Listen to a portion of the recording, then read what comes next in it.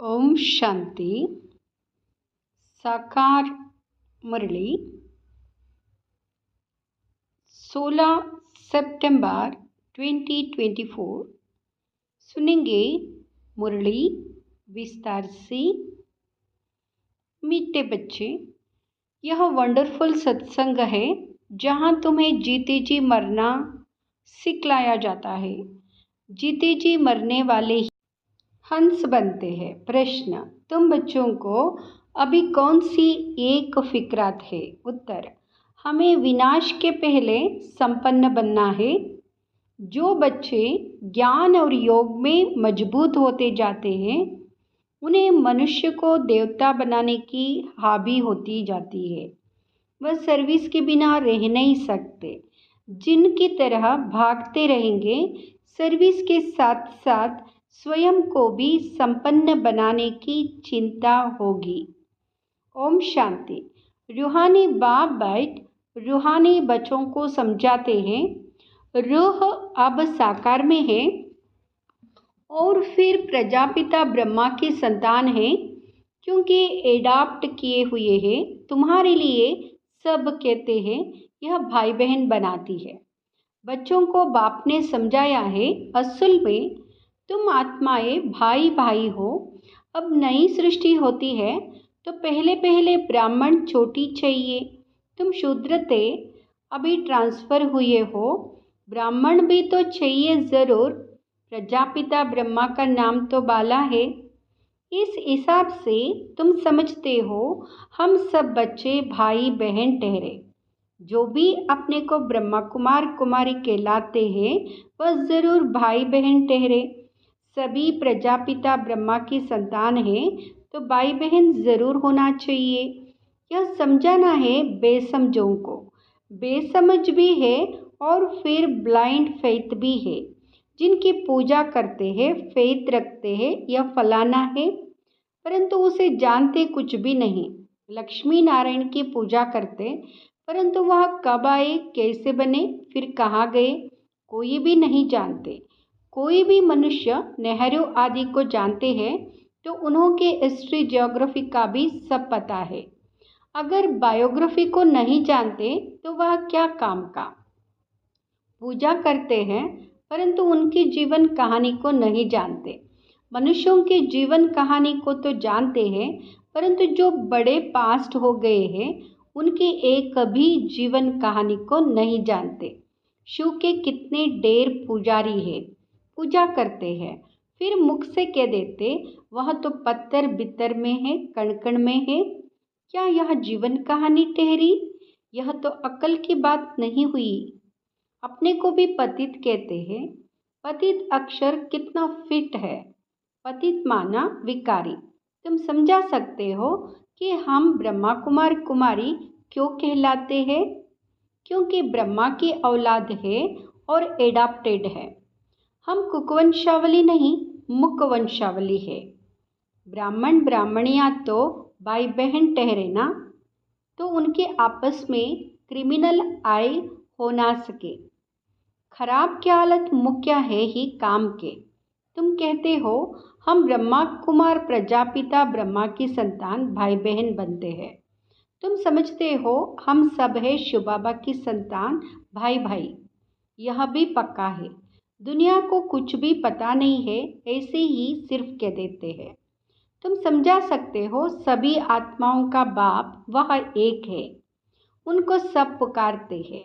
तुमने चित्र भी दिखाया है, बड़े बड़े धर्म वाले भी इस निराकार बाप को मानते हैं। वहाँ है निराकार आत्माओं का बाप और फिर साकार में सभी का बाप प्रजापिता ब्रह्मा है, जिनसे फिर वृद्धि को पाते रहते हैं। झाड़ बढ़ता जाता है, भिन्न भिन्न धर्मों में आते जाते हैं। आत्मा तो इस शरीर से न्यारी है। शरीर को देखकर कहते यह अमेरिकन है, यह फलाना है। आत्मा को तो नहीं कहते। आत्माएं सब शांतिधाम में रहती है, वहाँ से आती है पाठ बजाने। तुम कोई भी धर्म वाले को सुनाओ, पुनर्जन्म तो सब लेते हैं और ऊपर से भी नई आत्माएं आती रहती है। तो बाप समझाते हैं तुम भी मनुष्य हो। मनुष्य को ही तो सृष्टि के आदि मध्य अंत का मालूम होना चाहिए कि यह सृष्टि चक्र कैसे घूमता है, इनका रचयिता कौन है, कितना समय इनके फिरने में लगता है, यह तुम ही जानते हो। देवताएं तो नहीं जानते हैं, मनुष्य ही जानकर फिर देवता बनते हैं। मनुष्य को देवता बनाने वाला है बाप। बाप अपना और रचना का भी परिचय देते। तुम जानते हो हम बीजरूप बाप के बीजरूप बच्चे हैं। जैसे बाप इस उल्टे वृक्ष को जानते हैं, वैसे हम भी जान गए हो। मनुष्य मनुष्य को कभी यह समझा ना सके, परंतु तुमको बाप ने समझाया है। जब तक तुम ब्रह्मा के बच्चे नहीं बने हो, तब तक यहाँ आ नहीं सकते।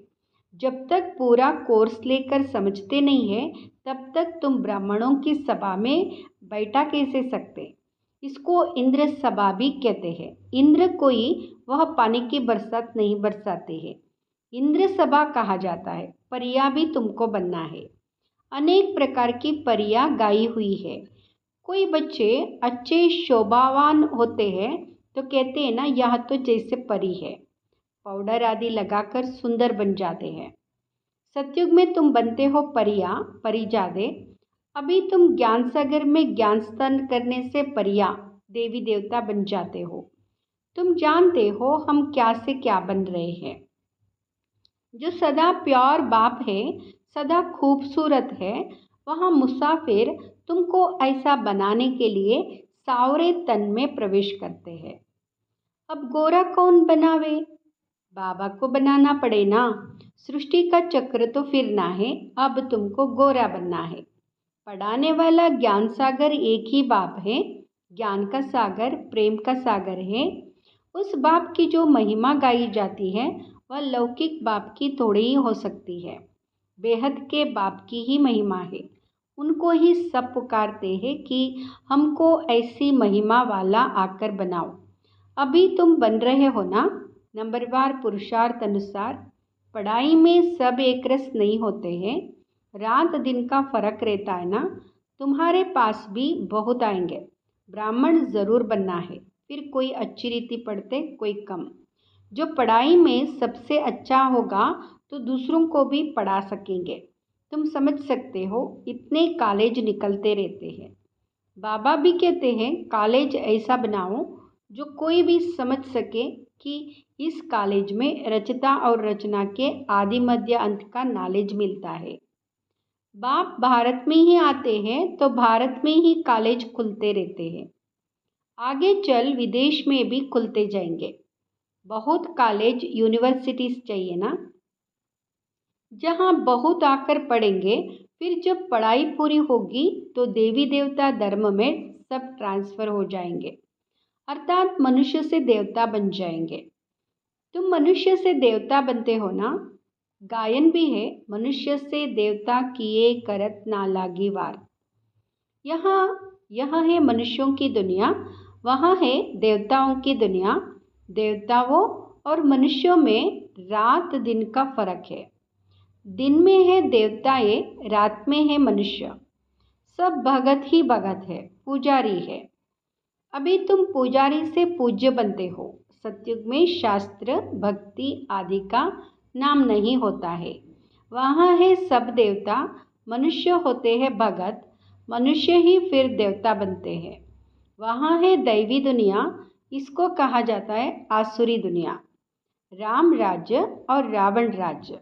आगे तुम्हारी बुद्धि में यह थोड़ी ही था कि रावण राज्य किसको कहा जाता है। रावण कब आया, कुछ भी पता नहीं था। कहते हैं लंका समुद्र में डूब गई। ऐसे ही फिर द्वारिका के लिए भी कहते हैं। अभी तुम जानते हो यह सारी लंका डूबने की है। सारी दुनिया भी बेहद की लंका है। यह सब डूब जाएगी, पानी आ जाएगा। बाकी स्वर्ग को डूबता थोड़ी ही है। कितना अथाह धन था।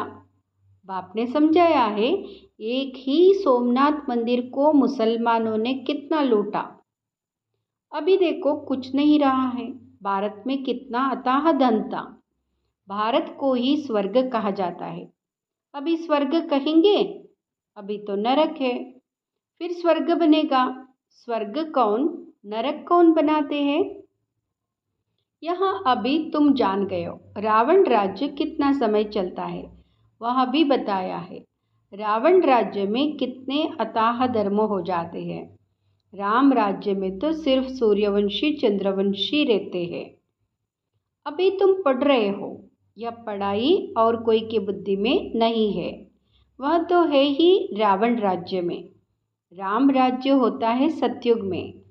बाप कहते हैं हम तुमको लायक बनाते हैं, फिर तुम नालायक बन जाते हो। नालायक क्यों कहते हैं? क्योंकि पतित बन जाते हो। देवताओं के लायकी की महिमा और अपनी नालायकी की महिमा गाते हैं।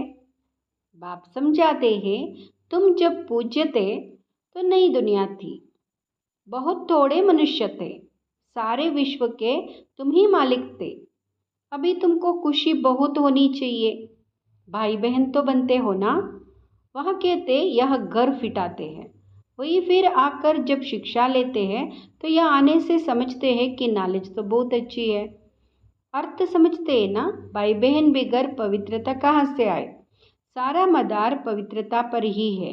बाप आते भी है मगध देश में, जो कि बहुत गिरा हुआ देश है, बहुत पतित है, खान पान भी गंदा है। बाप कहते हैं मैं बहुत जन्मों के अंत वाले शरीर में ही प्रवेश करता हूँ। यही 84 जन्म लेते हैं, लास्ट सो फिर फर्स्ट, फर्स्ट सो लास्ट। मिसाल तो एक का बताएंगे ना, तुम्हारी डिनाइस्टी बनने वाली है। जितना अच्छी रीति समझते जाएंगे फिर तो तुम्हारे पास बहुत आएंगे। अभी यहाँ बहुत छोटा झाड़ है, तूफान भी बहुत लगते हैं। सतयुग में तूफानों की बात ही नहीं, ऊपर से नई नई आत्माएं आती रहती है। यहाँ तूफान लगते ही गिर पड़ते हैं। वहाँ तो माया का तूफान होता ही नहीं, यहाँ तो बैठे बैठे मर जाते हैं। और फिर तुम्हारी माया के साथ युद्ध है तो वहाँ भी हैरान करती है। सतयुग में यह नहीं होगा। दूसरे कोई धर्म में ऐसी बात होती नहीं। रावण राज्य और राम राज्य को और कोई समझते ही नहीं है। भल सत्संग में जाते हैं, वहाँ मरने जीते की बात नहीं होती। यहाँ तो बच्चे एडाप्ट होते हैं, कहते हम शिव बाबा के बच्चे हैं, उनसे वर्षा लेते हैं, लेते लेते फिर गिर पड़ते हैं तो वर्षा भी कलश, अंश से बदल कर बगुला बन जाते। फिर भी बाप रहम दिल है तो समझाते रहते। कोई फिर से चढ़ जाते हैं जो तमे स्थिर रहते हैं, उनको कहेंगे महावीर हनुमान। तुम हो महावीर महावीरिणी। नंबरवार तो है ही, सबसे पहलवान को महावीर कहा जाता है। आदिदेव को भी महावीर कहते हैं, जिससे ही यहाँ महावीर पैदा होते हैं जो विश्व पर राज्य करते हैं। नंबरवार पुरुषार्थ अनुसार रावण पर विजय पाने के लिए पुरुषार्थ करते रहते। रावण है 5 विकार, यह तो समझ की बात है। अभी तुम्हारी बुद्धि का ताला बाप खोलते हैं, फिर ताला एकदम बंद हो जाता है। यहाँ भी ऐसे हैं जिनका ताला खुलता है तो वहाँ जाकर सर्विस करते हैं। बाप कहते हैं जाकर सर्विस करो। गटर में जो पड़े हैं उनको निकालो। ऐसे नहीं कि तुम भी गटर में गिरो, तुम बाहर निकल औरों को भी निकालो। विषय वैतरणी नदी में अपरंपार दुख है, अभी अपरंपार सुखों में चलना है। जो अपरंपार सुख देते उनकी महिमा गाई जाती है। रावण जो दुख देते उनकी महिमा होगी क्या? रावण को कहा जाता है असुर। बाप कहते हैं तुम रावण राज्य में थे, अभी अपार सुख पाने के लिए तुम यहाँ आए हो। तुमको कितने अपार सुख मिलते हैं, खुशी कितनी रहती चाहिए, और खबरदार भी रहना चाहिए। पोजीशन तो नंबरवार होती है, हर एक एक्टर का पोजीशन अलग है। सब में तो ईश्वर हो ना सके। बाप हर बात बैठ समझाते हैं। तुम बाप को और रचना के आदि मध्य को जान जाते हो। नंबरवार पुरुषार्थ अनुसार। नंबरवार पढ़ाई पर ही मार्क्स होती है। यहाँ है बेहद की पढ़ाई, इसमें बच्चों का बहुत अटेंशन होना चाहिए। पढ़ाई एक रोज़ भी मिस ना हो। हम हैं स्टूडेंट, गॉडफादर पढ़ाते हैं, वह नशा बच्चों को चढ़ा रहना चाहिए। भगवान उवाच, सिर्फ उन्होंने नाम बदलकर श्री कृष्ण का नाम डाल दिया है। भूल से श्री कृष्ण भगवान उवाच समझ लिया है, क्योंकि श्री कृष्ण हुआ नेक्स्ट टू गॉड। स्वर्ग जो पाप स्थापन करते उनमें नंबर 1 यहाँ है ना। यह ज्ञान अभी तुमको मिला है। नंबरवार पुरुषार्थ अनुसार अपना भी कल्याण करते हैं और दूसरों का भी कल्याण करते हैं। उनको सर्विस बिगर कभी सुख नहीं आएगा। तुम बच्चे योग और ज्ञान में मजबूत हो जाएंगे तो काम ऐसे करेंगे जैसे जिन। मनुष्य को देवता बनाने की हावी आदत लग जाएगी। मौत के पहले ही पास होना है। सर्विस बहुत करनी है। पीछे तो लड़ाई लगेगी, नेचुरल कैलामिटीज भी आएंगी। अच्छा, मीठे मीठे सिकिलते बच्चों प्रति माता पिता बाप दादा का याद प्यार और गुड मॉर्निंग। रूहानी बाप की रूहानी बच्चों को नमस्ते। हम रूहानी बच्चों के रूहानी माता पिता बाप दादा को याद प्यार गुड मॉर्निंग नमस्ते। शुक्रिया बाबा, शुक्रिया। धारणा के लिए मुख्य सार। फर्स्ट, लास्ट सो फर्स्ट जाने के लिए महावीर बन पुरुषार्थ करना है। माया के तूफानों में हिलना नहीं है। बाप समान रहमदिल बन मनुष्यों के बुद्धि का ताला खोलने की सेवा करनी है। दूसरा, ज्ञान सागर में रोज ज्ञान स्नान कर परिजादा बनना है। एक दिन भी पढ़ाई मिस नहीं करनी है। भगवान के हम स्टूडेंट हैं, इस नशे में रहना है। वरदान, गंभीरता के गुण द्वारा फुल मार्क्स जमा करने वाले गंभीरता की देवी व देवता भाव। गंभीरता की देवी व देवता भाव।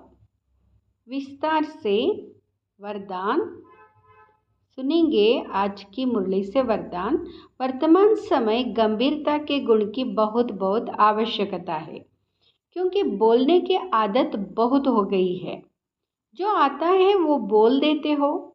किसी ने कोई अच्छा काम किया और बोल दिया तो आधा खत्म हो जाता है, आधा ही जमा होता है। और जो गंभीर होता है उसका फुल जमा होता है। इसलिए गंभीरता की देवी व देवता बनो और अपनी फुल मार्क्स इकट्ठी करो। वर्णन करने से मार्क्स कम हो जाएंगे। स्लोगन, बिंदु रूप में स्थित रहो तो समस्याओं को सेकेंड में बिंदु लगा सकेंगे। बिंदु रूप में स्थित रहो तो समस्याओं को सेकेंड में बिंदु लगा सकेंगे। ओम